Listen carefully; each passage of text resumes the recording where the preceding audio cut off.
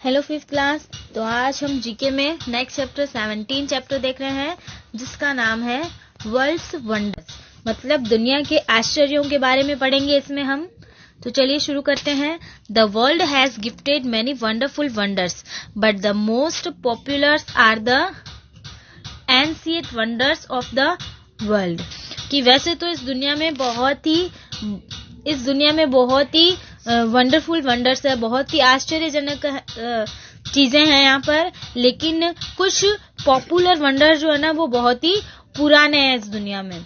तो identify these wonders bye means of their description. तो यहाँ पर जो डेस्क्रिप्शन दे रखा है तो उसके आधार पर हम इन वंडर्स को पहचानना है हमें, ठीक है। तो चलिए पहला शुरू करते हैं। This multi levelled garden was built in Babylon. It has a system of circulating water. तो ये जो मल्टी लेवल गार्डन है ना, ये क्या है, कहाँ बनाया गया है? बेबीलोन में बनाया गया था, बेबीलोन में बनाया गया था, और इसमें पानी के सर्कुलेशन का सिस्टम भी दिया गया है। तो ये क्या है? हैंगिंग गार्डन है। क्या है? हैंगिंग गार्डन्स बेबीलोन, ठीक है। फिर दूसरा देखिए, It is a tomb of Egyptian pharaoh Khufu. यह क्या है? यह है इजिप्टियन फिरोह खुफू की समाधि या मकबरा है। तो ये क्या है? Great pyramid of Giza. क्या है? ग्रेट पिरामिड ऑफ गीजा, ठीक है। उसके बाद तीसरा देखिए, It is a 43 feet tall statue occupied a wall width of the एजल ऑफ टेम्पल। यह मूर्ति जो है ना, ये स्टेचू जो है वो कितना लंबा है? 43 फीट लंबा है, और इसने मंदिर का जो रास्ता होता है ना, उस पूरे रास्ते को ऑक्यूपाई कर रखा है। इतना चौड़ा है ये स्टेचू। ये स्टेचू कितना लंबा है? 43 फुट लंबा है, और इसकी चौड़ाई इतनी है कि इसने मंदिर के रास्ते को भी ऑक्यूपाई कर रखा है, ठीक है। ये क्या है? Statue of Zeus at Olympia. कहाँ पर है ये? ओलंपिया में है, और ये क्या है? Statue of GS. फोर्थ देखो, 148 feet tall structure tomb built for मोसोलस।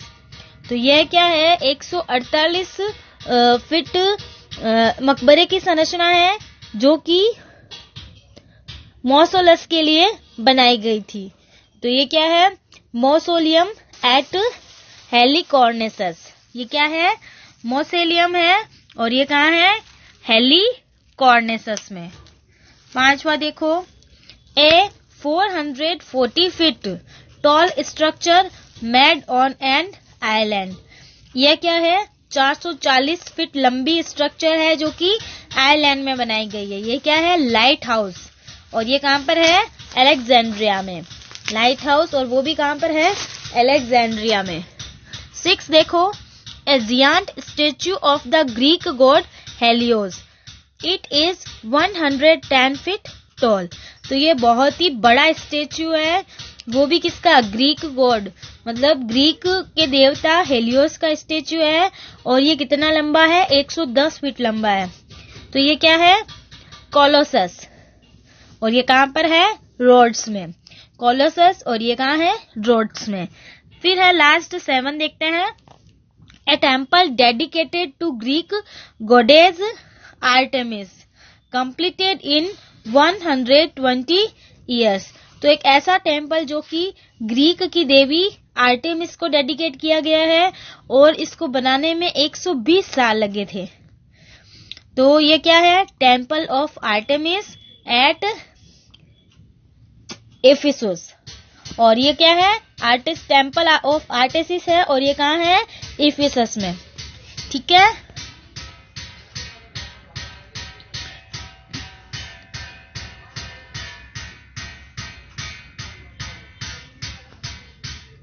अब देखते हैं हम next chapter 18, revolutionary economic India, मतलब क्रांतिकारी आर्थिक भारत। क्या?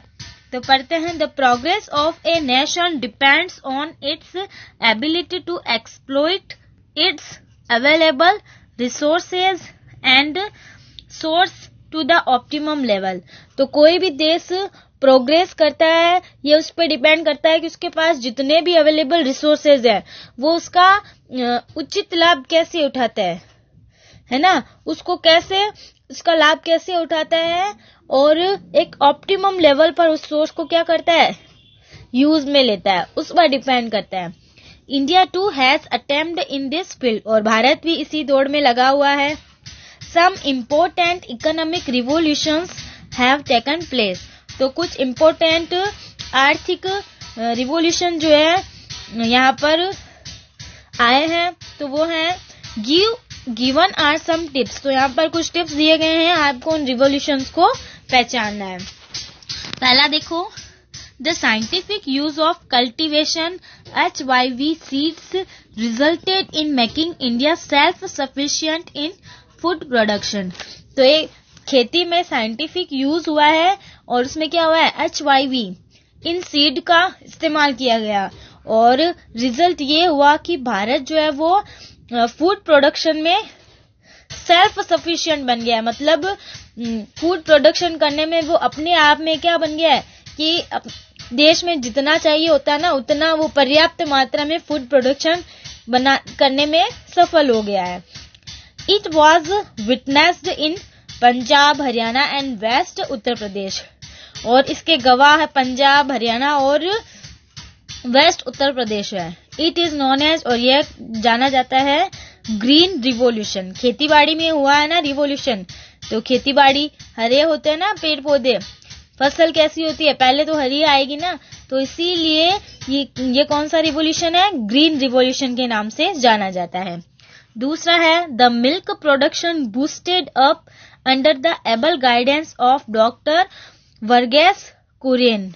The Gujarat state become a leader in dairy development programme. तो मिल्क प्रोडक्शन में भारत जो है वो उसको एक बहुत ही योग्य गाइडेंस मिला है, मिल्क प्रोडक्शन को बढ़ाने के लिए एक योग्य गाइडेंस मिला है डॉक्टर वर्गीस कुरियन के द्वारा। और गुजरात जो है, गुजरात राज्य जो है वो डेयरी डेवलपमेंट प्रोग्राम में सबका लीडर बना है, सबसे आगे है, और यह जाना जाता है रिवोल्यूशन व्हाइट रिवोल्यूशन के नाम से। तो सेकंड में क्या आ जाएगा, व्हाइट रिवोल्यूशन। दूध कैसा कलर का होता है, व्हाइट होता है ना, तो व्हाइट रिवोल्यूशन। तीसरा देखो, the production of cooking oil achieved it's highest production by using oil seeds with sunflower, soybean, groundnuts etcetera. और कुकिंग ऑयल के प्रोडक्शन में भी बहुत ही अचीवमेंट मिला है भारत को, हाईएस्ट प्रोडक्शन हुआ है ऑयल सीड का यूज करने से, जैसे कि सनफ्लावर हो गया, सोयाबीन हो गया, ग्राउंडनट्स हो गया, इनके सीड का यूज करके कुकिंग ऑयल के प्रोडक्शन में हाईएस्ट अचीवमेंट प्राप्त किए भारत ने। और यह रिवोल्यूशन किस नाम से जाना जाता है, येलो रिवोल्यूशन के नाम से। ठीक है, इसके बाद 4 देखो, India has become a renowned place in the IT field. तो भारत जो है वो IT क्षेत्र में बहुत ही प्रसिद्ध जगह बन गई है। It began in 1990 and India has a credit for being the first in business process outsourcing. और ये कब शुरू किया गया, 1990 में शुरू किया गया, और इंडिया को इसका क्रेडिट मिला कि है फर्स्ट है बिजनेस प्रोसेस आउटसोर्सिंग में इंडिया क्या बना है, फर्स्ट नंबर पे आ गया है। और ये किस नाम से जाना जाता है, इंफॉर्मेशन टेक्नोलॉजी रिवॉल्यूशन। ठीक है, 5th है, India has the west coast line extending on its 3 side. तो भारत ने अपने तीनों साइड में व्यापक तौर पर समुद्र तट का विस्तार किया है। The efforts of the government since 1994 has resulted in mass production, boost up in industry. It is known as blue revolution. और यह एफर्ट गवर्नमेंट कब से कर रही है, 1994 से कर रही है, और इसका रिजल्ट ये हुआ है कि बड़े पैमाने पर उत्पादन शुरू हुआ है इंडस्ट्री में इसकी वजह से, और यह रिवॉल्यूशन किस नाम से जाना जाता है? ब्लू रिवॉल्यूशन के नाम से। ठीक है, तो ये आपका हो गया 18 चैप्टर। नेक्स्ट देखते हैं 19 चैप्टर। 19 है इंडस्ट्रीज गैलोर, मतलब भारतीय इंडस्ट्रीज में कौन सी इंडस्ट्रीज जो है वो कहाँ के प्रसिद्ध है, हम इस चैप्टर में हम उसके बारे में पढ़ेंगे। ठीक है, गैलोर मतलब होता है बहुतायत। बहुतायत मतलब इंडस्ट्री ज्यादा मात्रा में पाई जाती है। कौन सी इंडस्ट्री कहाँ की ज्यादा मात्रा में प्रसिद्ध है? The growth of an economy depends not only on agriculture but also on the industries। तो किसी इकोनॉमी जो होती है, इकोनॉमिक ग्रोथ जो होती है, वो सिर्फ एग्रीकल्चर खेती बाड़ी पर ही डिपेंड नहीं करती है, बल्कि वो उस देश की इंडस्ट्री पर भी डिपेंड करती है। Indian industry has taken a great leap since 1947। और भारतीय उद्योग जो है ना, भारतीय उद्योग ने बहुत ही बड़ी छलांग लगाई है 1947 के बाद से। Identify some of the industrial units with the help of tips. तो इन इंडस्ट्रियल यूनिट को इन हेल्प में आपके जो भी डिस्क्रिप्शन आ रखा है उसकी सहायता से पहचाना है। तो कांचीपुरम, तमिलनाडु में कांचीपुरम है इस फेमस फॉर। तो तमिलनाडु का कांचीपुरम फेमस है किसके लिए? सिल्क साड़ीज के लिए। फर्स्ट में फिल कर लो silk saris. Kolar mines of Karnataka are famous for gold. तो कर्नाटका की जो कोलार माइंस है ना, वो गोल्ड के लिए फेमस है। Chittaranjan in West Bengal is famous for diesel locomotive. और वेस्ट बंगाल का जो चितरंजन है वो डीजल लोकोमोटिव के लिए क्या है? प्रसिद्ध है। फिर है news print is found in Nepanagar of Madhya Pradesh. और मध्य प्रदेश का जो नेपानगर है वहां पर क्या पाए जाते हैं? न्यूज प्रिंट पाए जाते हैं। फिर है fertiliser is manufactured at Sindri in Jharkhand. और फर्टिलाइजर जो है वो झारखंड के सिंदरी में बनाए जाते हैं। 6 है pearls is flourishing in Hyderabad of Andhra Pradesh. और आंध्र प्रदेश के हैदराबाद में पर्ल्स का जो बिजनेस है वो क्या है? फल फूल रहा है। Diamond are found in the Panna mines Madhya Pradesh.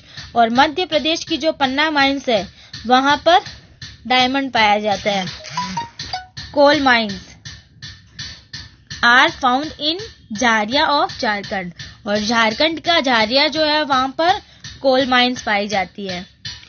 Kolkata of West Bengal is well known for jute. और जूट के लिए कोलकाता का वेस्ट बंगाल जो है वो बहुत ही जाना जाता है, बहुत ही प्रसिद्ध है। Visakhapatnam of Andhra Pradesh has a well known ship building. और शिप बिल्डिंग में आंध्र प्रदेश का जो विशाखापट्टनम है वो बहुत ही प्रसिद्ध है। 11 है Mumbai in Maharashtra is famous for film. और फिल्मों के लिए सबको पता है कौन प्रसिद्ध है? महाराष्ट्र की मुंबई। लास्ट है Ahmedabad in Gujarat is famous for textile industry. तो गुजरात का जो अहमदाबाद है वो टेक्सटाइल इंडस्ट्रीज के लिए प्रसिद्ध है। ठीक है, डू यू नो में देखो 3 towns of India are famous for nuclear and space field. तो इंडिया में 3 जगह ऐसी है जो कि न्यूक्लियर और स्पेस फील्ड के लिए बहुत ही प्रसिद्ध है। They are Sriharikota, Pokhran and Kalpakkam. और वो 3 टाउन कौन कौन से हैं? श्रीहरिकोटा है, पोखरण है और कल्पक्कम। और आपको बता दूं पोखरण जो है वो राजस्थान में है। ठीक है, तो ये आपके 3 चैप्टर करवाए आज मैंने जीके में 17, 18, 19। तो आप अच्छे से बुक फिल करोगे और इसको लर्न करोगे।